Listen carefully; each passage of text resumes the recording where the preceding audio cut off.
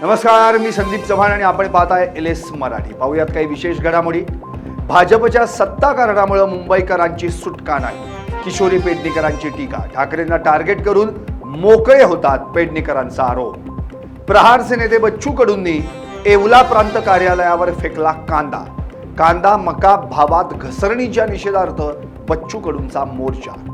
मराठवाडा आणि मध्य महाराष्ट्रात आज वादळी वाऱ्यासह पावसाचा इशारा। कोकणात आज दमट आणि उष्ण वातावरण राहण्याचा हवामान विभागाचा अंदाज।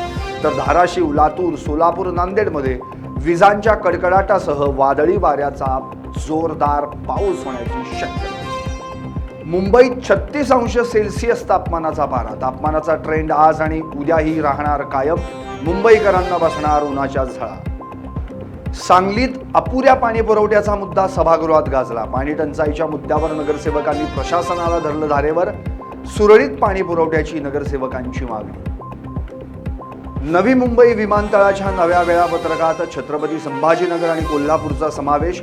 विमानतळावरील सुविधांसाठी विधान परिषद सभापती राम शिंदेंच्या अध्यक्षतेखाली बैठक होणार। उदय सामंत यांचं आश्वासन।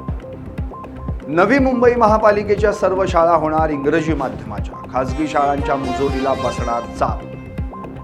सीईटी परीक्षा आजपासून सुरू। 16 मे पर्यंत परीक्षा। यंदा 19 अनाथ विद्यार्थीही परीक्षेला बसणार। दिशा सालियांच्या मृत्यूशी संबंधित अंतिम अहवाल अद्याप सादर न केल्यानं राज्य सरकारच्या भूमिकेवर उच्च न्यायालयाची नाराजी।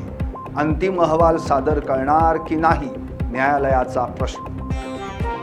वाशिमच्या मानोरा येथे कापड दुकानात चोरी। चोरट्या महिलेला अवघ्या काही तासातच पोलिसांकडून अटक। 44,000 रुपये जप्त। या होत्या काही विशेष घडामोडी। आणखी काही विशेष घडामोडींसाठी पाहत रहा LS मराठी। सत्याच्या पाठी, बातम्या सर्वांच्या।